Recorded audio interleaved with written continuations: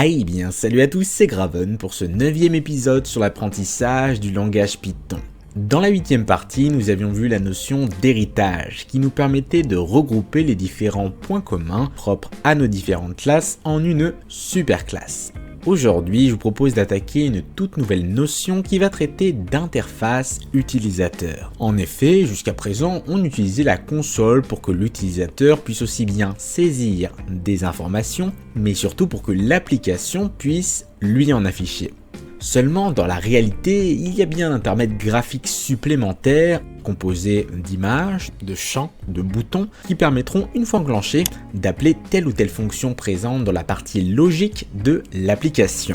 Alors justement, dans cette vidéo, je vais utiliser un module qui se nomme Tkinter, qui est l'un des plus simples à prendre en main pour concevoir sa première interface graphique en Python. Bien, maintenant qu'on a vu la théorie, passons à la pratique. La première des choses à faire pour créer une interface graphique, c'est d'avoir un support sur lequel on va placer nos différents éléments. Par exemple, une fenêtre. Alors, comment créer une fenêtre grâce à Tkinter? Eh bien justement, c'est ce que nous allons voir tout de suite. Tout d'abord, comme on va utiliser le module Tkinter, il va falloir l'importer. Donc on va dire, depuis le module Tkinter, tu vas venir m'importer l'ensemble des éléments avec la petite étoile.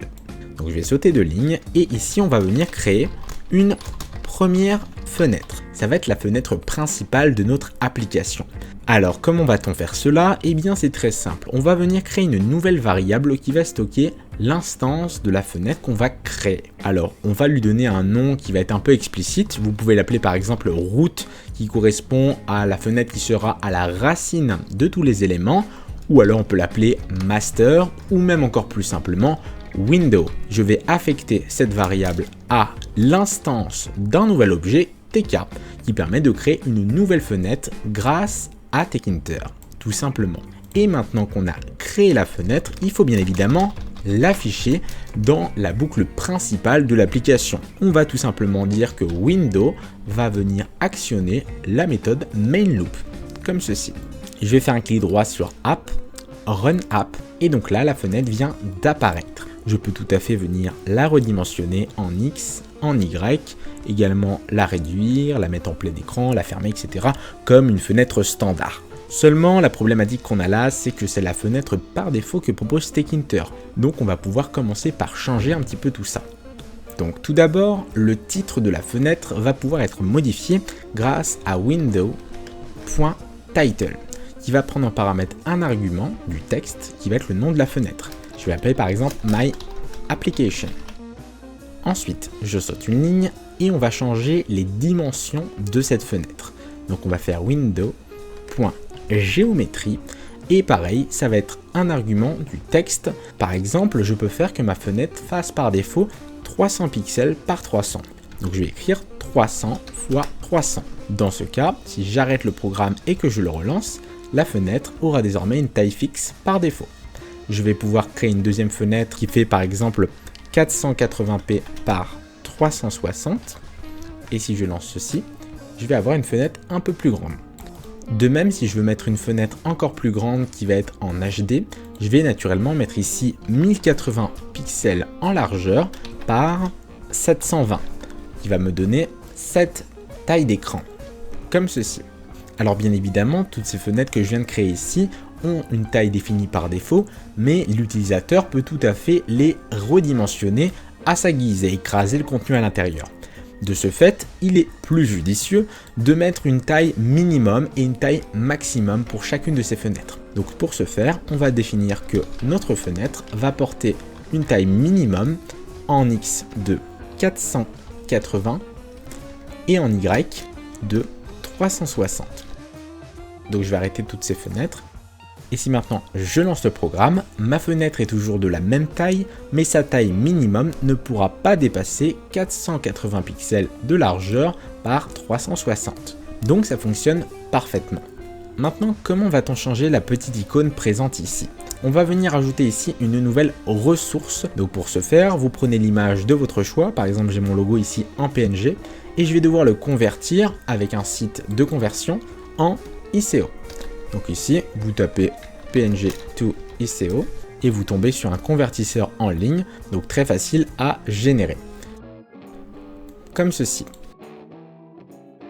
Je vais venir ici la glisser dans mon projet en faisant ici OK.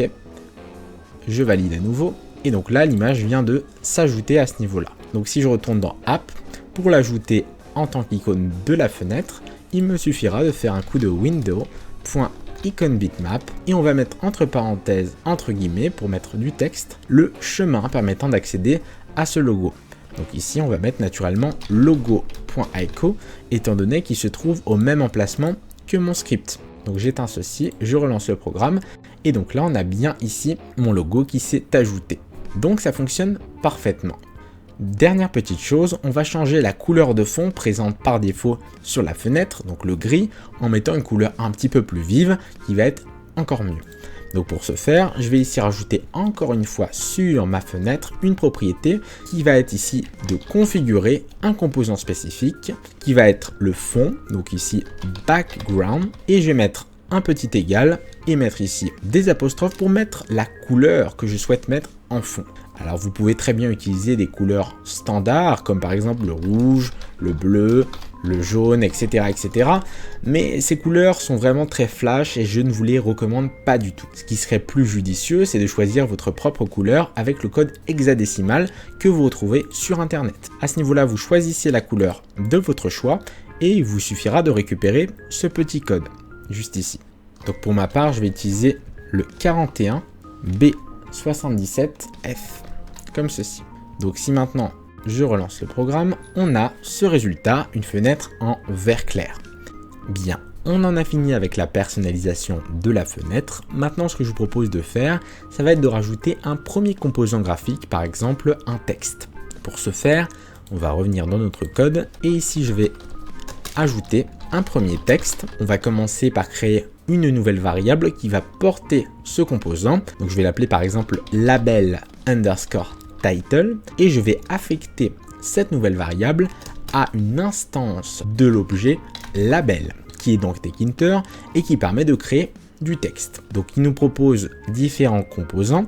Donc tout d'abord, je vais devoir dire à quel endroit je souhaite injecter ce texte. Étant donné que j'ai créé une fenêtre, eh bien je vais le mettre sur la fenêtre. C'est tout à fait normal. Cette fenêtre porte le nom window en tant que variable, donc je vais mettre ici window. Donc ça c'est la première étape, on choisit l'emplacement où va être injecté notre composant. Ensuite, je vais rajouter une virgule et je vais lui donner une propriété texte qui va être égale à ici, bienvenue sur l'application. Comme ceci. Donc ça, c'est la première étape, on crée un nouveau composant. Maintenant, pour l'afficher, il va falloir faire simplement labelTitle.pack pour l'empacter dans cette fenêtre. Voilà, très simple à ce niveau-là. Si je relance le programme, on a bien mon texte qui s'est ajouté. Alors bien évidemment, il est un petit peu petit, on aimerait qu'il ait une autre couleur de fond et de texte, donc il va falloir personnaliser un petit peu tout ça. Juste après avoir choisi ici le texte que l'on souhaite mettre, on va pouvoir ajouter d'autres propriétés. Donc la première, ça va être pour changer la police. Donc je vais mettre ici font égale, entre parenthèses, entre guillemets, on va donner le nom de la police d'écriture que l'on souhaite donner. Alors vous en trouvez pas mal sur internet. Vous avez par exemple Arial, vous avez Helvetica ou alors Courrier par exemple. Donc ça, c'est le premier argument pour choisir quel fond on va utiliser. Et le deuxième, ça va être la taille du texte. Donc par exemple, je vais mettre 40 pixels. Je lance le programme et donc là on peut voir que le texte a bien changé de police d'écriture et de taille. Donc ça fonctionne parfaitement, mais la couleur n'est toujours pas bonne. Donc pour changer la couleur d'arrière-plan, on va rajouter une nouvelle propriété qui s'appelle BG pour background et je vais mettre ici entre apostrophes le code couleur, exactement comme on l'avait mis pour l'arrière-plan de la fenêtre. Donc je vais coller ceci et je vais rajouter ici une énième propriété qui va être le foreground. Donc ça va être la couleur du texte qui va être en blanc, comme ceci.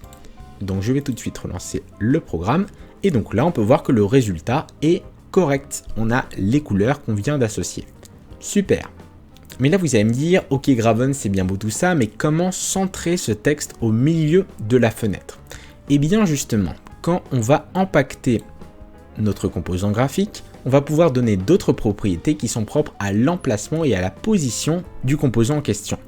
Par exemple, je peux faire que ce composant penche à gauche, en faisant ici side et en lui donnant comme valeur left. Si je lance ce programme, ce composant penche bien à gauche. Pareil, je peux très bien le mettre en bas, et dans ces cas-là, on a ce résultat. Donc vous pouvez jouer ici sur ce type de paramètres, mais ce qui est intéressant, c'est de lui faire prendre l'entièreté de la place en lui donnant une expansion qui va être vraie. Yes. Donc je vais fermer toutes ces fenêtres et je lance ce programme. Et donc là, le résultat est correct. Et même si je modifie la taille de la fenêtre, le texte sera toujours au centre de cette dernière. Super. Bien. Alors, comment allons-nous ajouter un second texte sur notre fenêtre? Eh bien, c'est très simple. Je vais repartir du premier titre, le dupliquer et on va venir modifier un peu tout ça. Donc tout d'abord, étant donné que c'est un sous-titre, je vais l'appeler label subtitle, comme ceci. Donc ici, ce texte sera toujours injecté dans la fenêtre principale. Ensuite, le texte, on va venir un petit peu le changer en mettant « Hey, salut à tous, c'est Graven ». Ensuite, la police d'écriture, toujours courrier. Et on va ici réduire un petit peu la taille du texte en mettant 25 pour un sous-titre. Et le reste, pas besoin de le changer. Super. Vous avez créé un second composant. Donc je vais relancer la fenêtre. Et donc là, on peut voir que j'ai bien mon titre et mon sous-titre. Donc ça fonctionne parfaitement.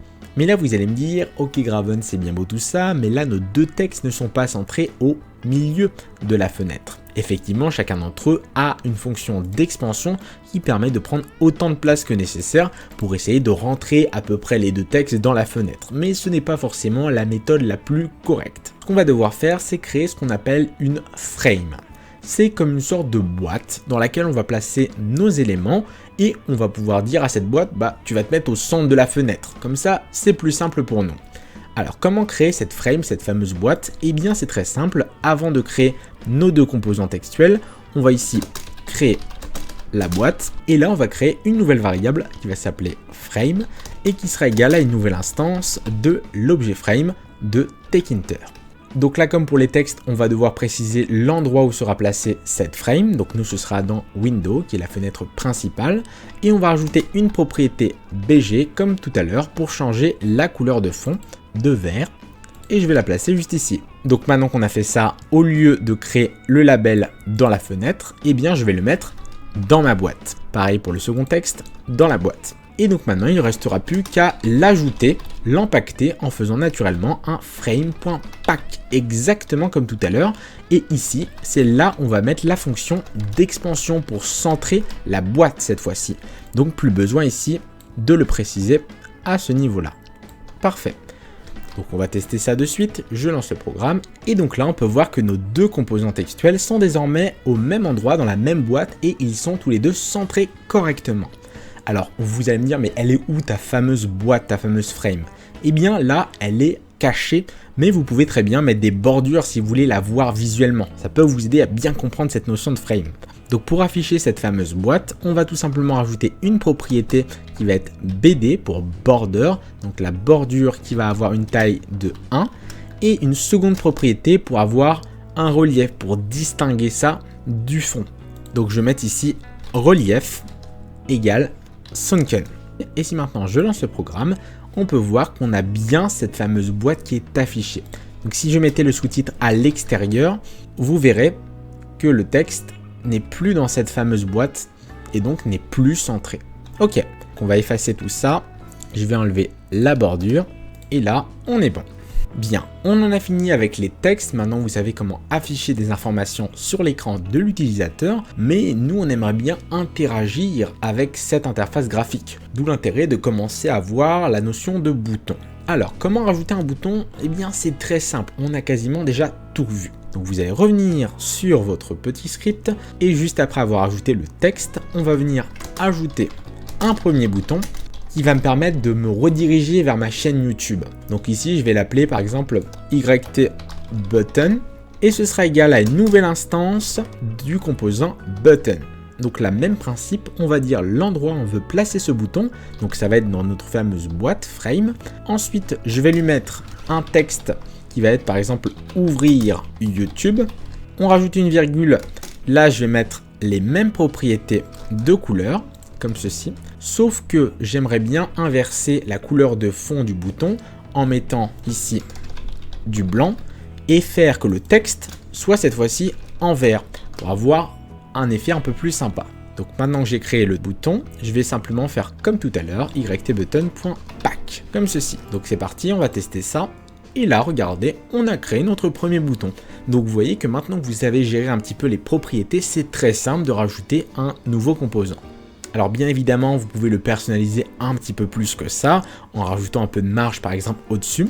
Dans ces cas-là, lorsque vous allez l'empacter, vous allez donner la consigne de donner un padding, donc c'est-à-dire une marge en Y, au-dessus du bouton.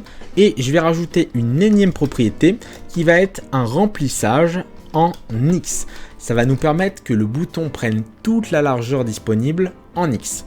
Alors je vais réduire un petit peu la taille de la fenêtre pour avoir un truc qui rend un peu mieux, en mettant 720 par 480, et comme ça on va avoir un résultat de la sorte.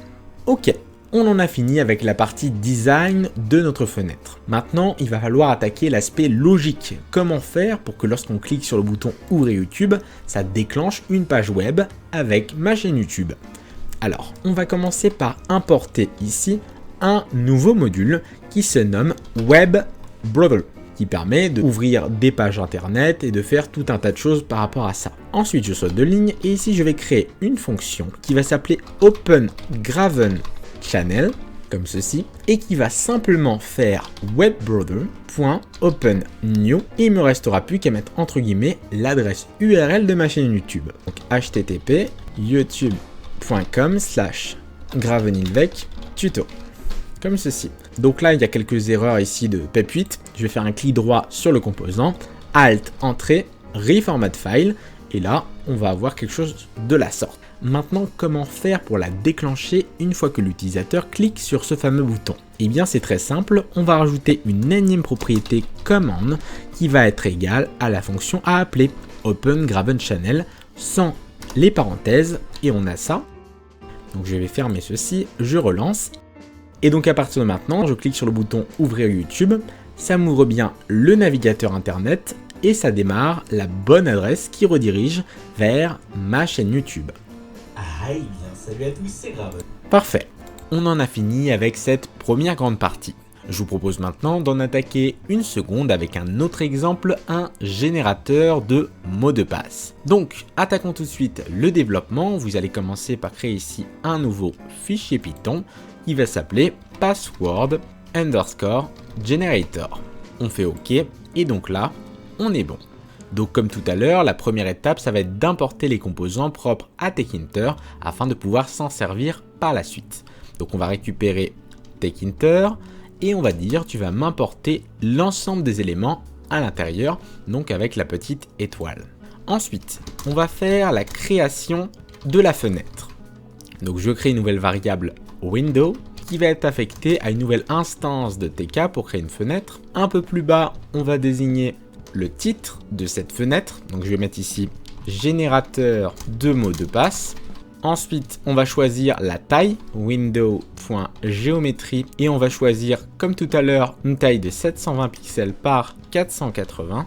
Également, au niveau de la petite icône présente sur la fenêtre, on va réutiliser ce qu'on a importé tout à l'heure en faisant window.icon-bitmap et en mettant ici notre logo.ico.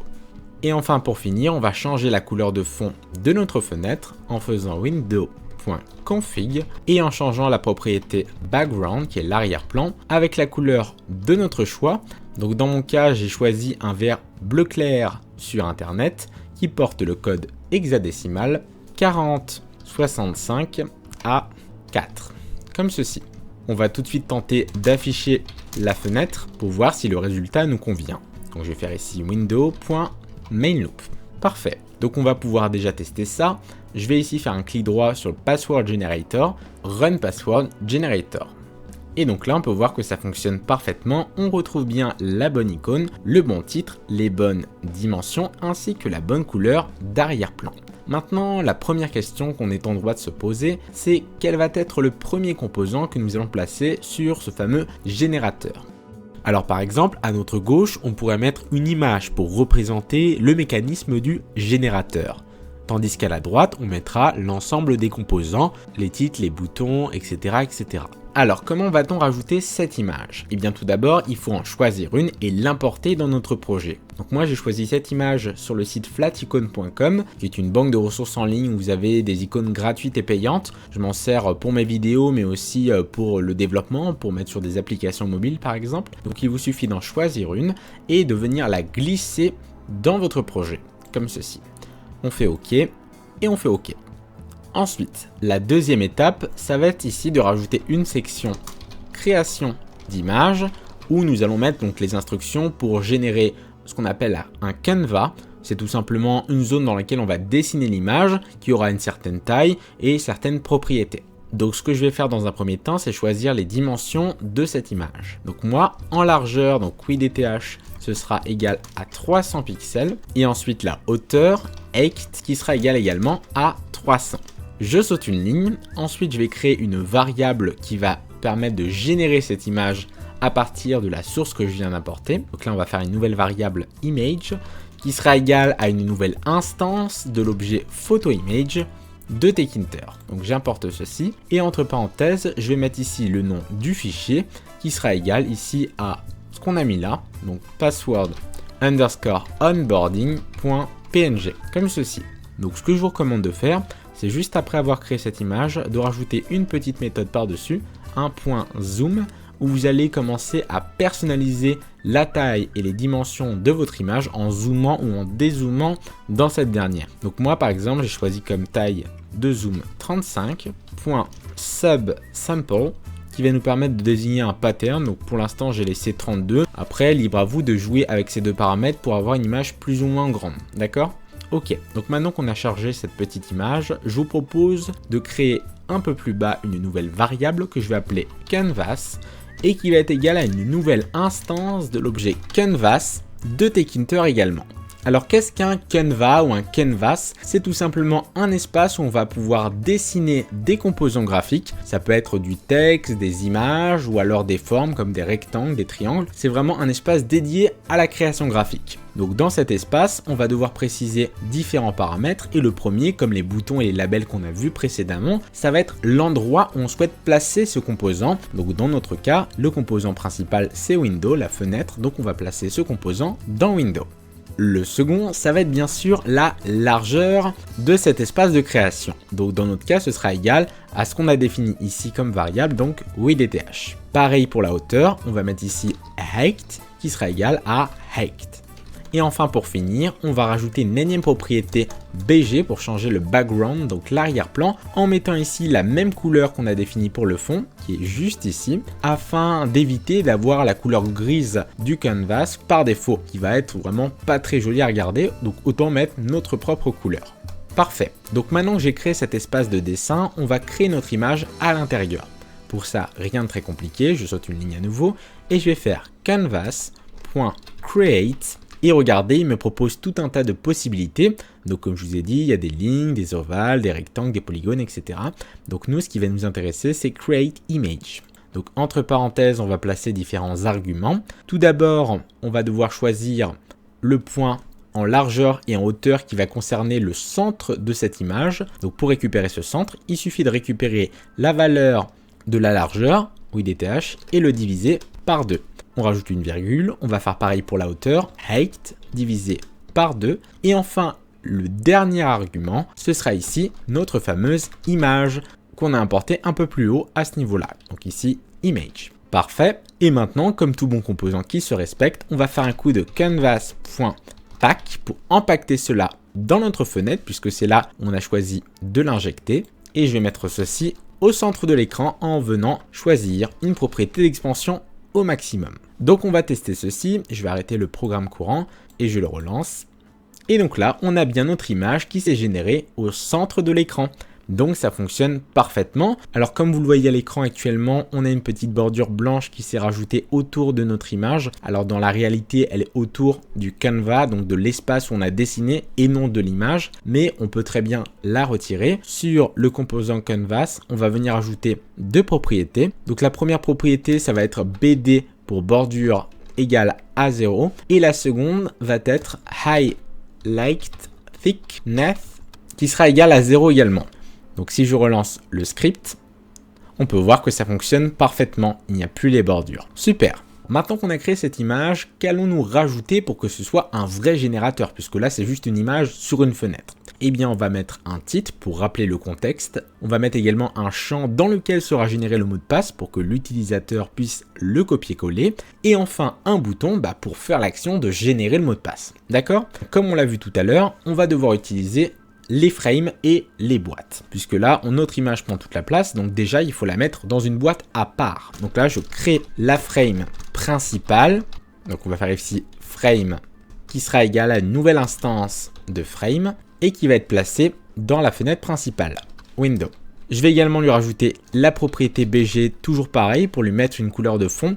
Donc je vais prendre ici la même couleur et l'injecter à ce niveau-là. Alors une fois que j'ai fait ça, bien évidemment, le canvas que j'ai ici ne va plus se générer dans la fenêtre principale, mais dans la frame que je viens de créer juste là. Donc ici on met frame. Parfait. Ici je n'aurai plus besoin d'expand yes puisque ce sera fait sur la boîte et non plus sur le composant. Et donc juste après, on va ici afficher la frame. Donc on va faire un coup de frame.pack et c'est elle qui va être expand en yes.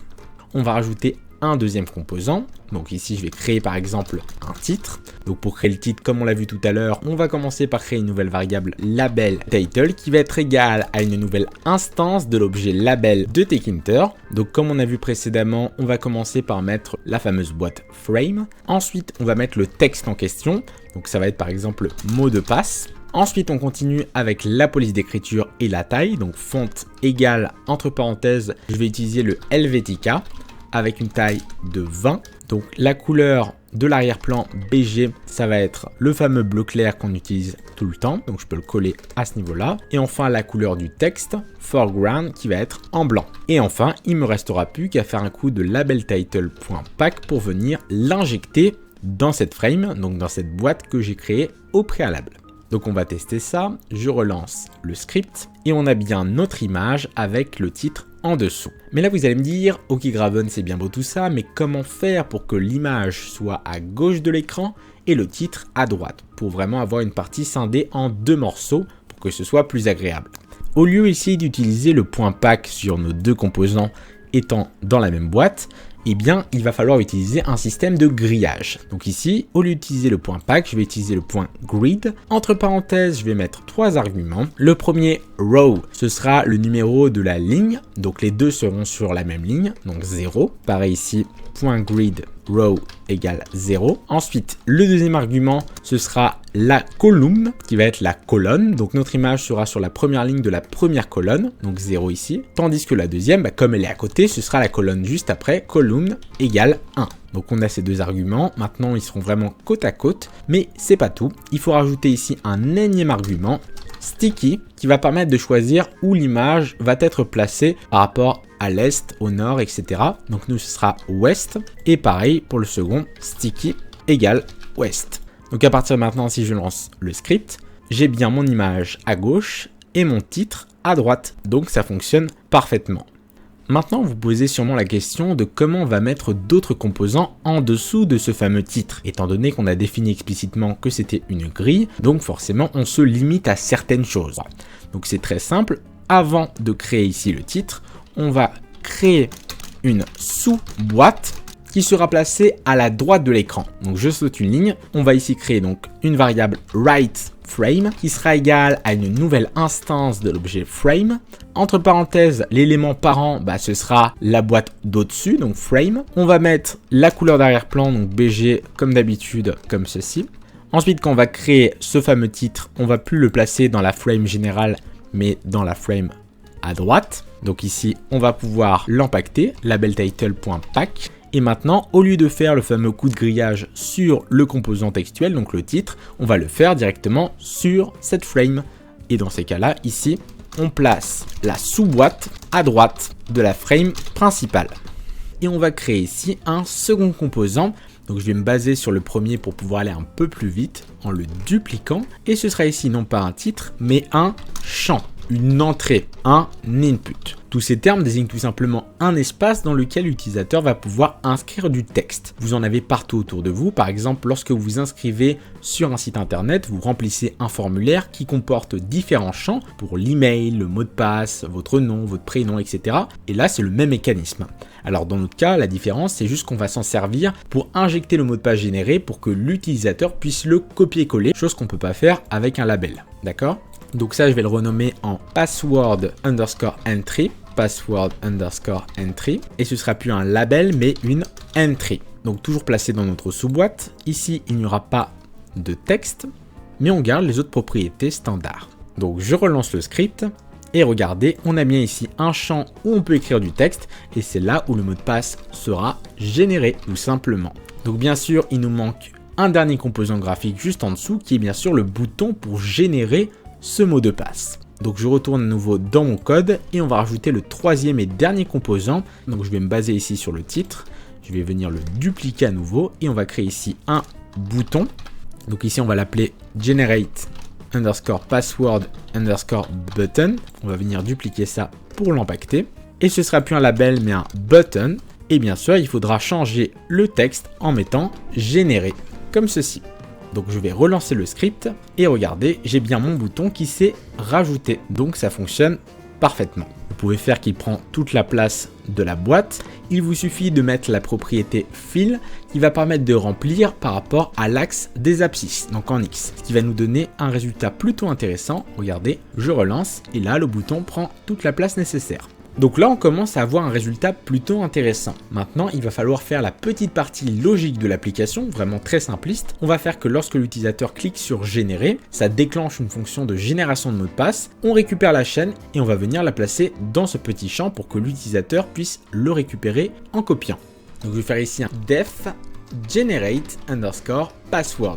Comme ceci. Donc à ce niveau-là, on va créer plusieurs variables. La première, ça va être la taille minimum du password. Donc là, je vais mettre password_min égale 6 par exemple. Ensuite, la seconde, password_max qui sera égal par exemple à 12 caractères.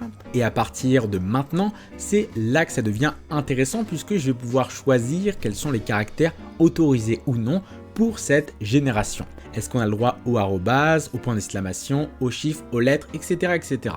Donc pour ce faire, avant de mettre une variable allchar qui va permettre de stocker tout ça, je vais ici importer un peu plus haut un composant qui est le module string de Python qui est présent par défaut. Donc je vais ensuite affecter ça à un ensemble de possibilités.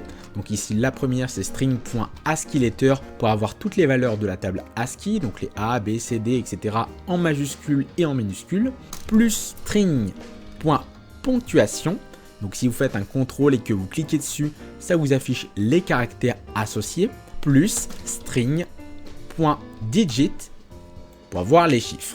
Et donc maintenant que j'ai défini ces trois variables, je vais créer ici une boucle for x in range et l'intervalle que je vais donner, ce sera un nombre au hasard en faisant roundInt parmi la taille de password minimum et la taille de password maximum. Donc le roundInt permet de choisir une valeur au hasard entre le minimum et le maximum que j'ai donné, sachant qu'elle appartient également à un module de Python. Donc si vous faites Alt, Entrée, elle vous propose d'importer random.roundInt, donc random permettant de faire des choses au hasard sous Python.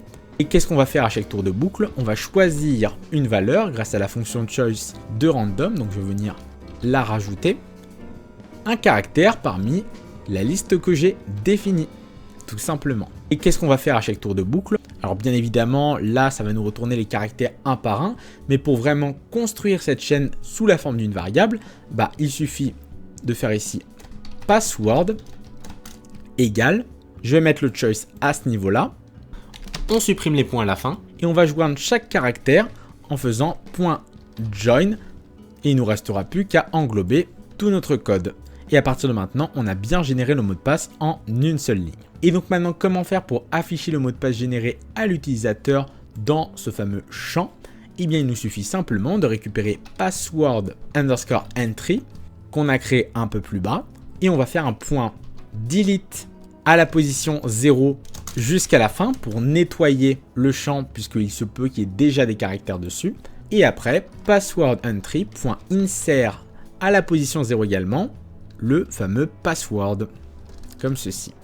Donc là, on est bon et maintenant il nous suffit simplement d'appeler la fonction generatePassword lorsque l'utilisateur clique sur le bouton associé. Donc on va rajouter à la fin une nouvelle propriété commande qui sera égale à generatePassword. Parfait. Donc on va tester ça, je relance le script et si maintenant je clique sur générer, regardez, j'ai bien le mot de passe qui se génère, je reclique, un autre mot de passe, je reclique, un autre mot de passe, donc ça fonctionne parfaitement et vous voyez qu'à chaque fois j'ai minimum 6 caractères et au maximum 12. Donc ça fonctionne parfaitement. Alors dernière petite chose avant de se quitter. J'aimerais vous montrer comment rajouter un petit menu de navigation en haut de notre fenêtre pour ajouter quelques actions personnalisées en plus pour faciliter l'utilisation de notre interface graphique. Pour ce faire, vous allez revenir dans votre code et on va ici s'occuper de la création d'une barre de menu. Donc ça va être un espace où on va ranger plusieurs menus. Par exemple, ici sur PyCharm, on a une barre de menu avec un menu file, un menu edit, etc., etc. Et dans chaque menu, on a différentes commandes. D'accord? Donc pour créer une barre de menu avec Tkinter, c'est très simple. On va ici créer une nouvelle variable menu underscore bar qui sera égale à une nouvelle instance de l'objet menu de Tkinter. Et entre parenthèses, on va mettre quelle est la fenêtre principale, donc dans notre cas, c'est Window. On saute une ligne. Ici, on va créer un premier menu. Donc nous, on va en faire qu'un seul, un fichier.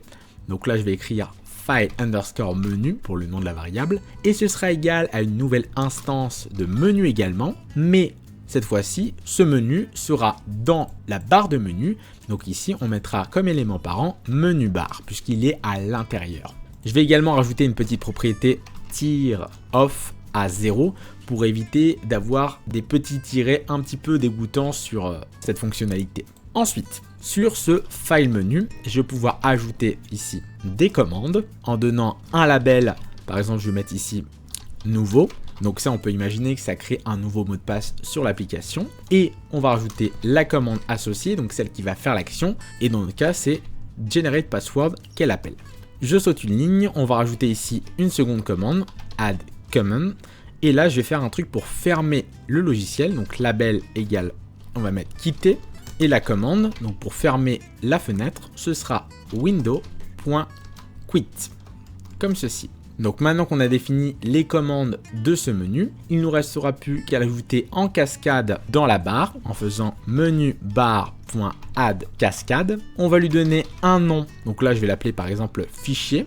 Et ici on va devoir préciser le menu qu'on souhaite rajouter, donc nous c'est file menu, donc ici on va le mettre à ce niveau-là. Une fois que ceci est fait, on va pouvoir configurer notre fenêtre pour ajouter cette menu bar en faisant un coup de window.config et entre parenthèses, on va mettre donc menu égale menu bar, comme ceci. Donc là, je ferme ceci, je lance le script et regardez, on a notre file menu à ce niveau-là et si je clique dessus, on a nouveau et quitté. Donc si je fais nouveau, ça génère le mot de passe comme ceci. Regardez, ça appelle bien la fonction et si je fais quitter, ça ferme le logiciel. Donc voilà un petit peu ce que je voulais vous montrer aujourd'hui. Vous voyez qu'il y a beaucoup de possibilités avec Tkinter. On risque de voir d'autres choses par la suite. Mais pour ceux que ça intéresse, je vous laisserai la documentation complète en description. Et également la version de ce code et de l'autre code en mode objet, en mode structuré. Puisque là, on est sur un style très procédural, mais avec le mode objet qu'on a vu dans l'épisode 7, on peut vraiment mieux partitionner le code. Donc je vous invite à la regarder, vous verrez que c'est encore plus lisible et encore plus propre, puisque lorsque vous allez arriver sur des grosses interfaces graphiques, vous risquez de vous y perdre en restant sur cette méthode standard. Sur ce, comme à chaque fin de vidéo, je vous propose maintenant un petit travaux pratique à faire pour la prochaine fois. Donc aujourd'hui, ce sera un petit cookie clicker. Donc vous allez créer une fenêtre avec un cookie au centre de l'écran. Donc des images de cookies, vous en trouvez facilement sur Google en PNG. Ensuite, vous allez créer un compteur lorsqu'on clique dessus ou avec un bouton en dessous, comme vous voulez. Et pour les plus courageux d'entre vous, vous allez tenter de faire une petite boutique qui permet, lorsqu'on vend des cookies, d'aller plus vite ou alors de changer l'image, comme vous voulez, etc. Le but est de jouer et de pratiquer cette notion pour que vous puissiez vous en servir facilement. Vous aurez bien sûr le corrigé du TP ainsi qu'un petit quiz en description pour vous entraîner sur tout ce qu'on a vu aujourd'hui. En tout cas, j'espère que cette vidéo a été assez complète pour vous. Elle m'a pris près de 3 semaines, dont 2 semaines d'écriture et 4 jours de tournage. Donc j'espère qu'elle vous aura vraiment plu. Si c'est le cas, n'hésitez pas à vous abonner, à partager la vidéo et à la commenter. Sur ce, c'était Graven. Ciao à tous et à la prochaine. Hey hey.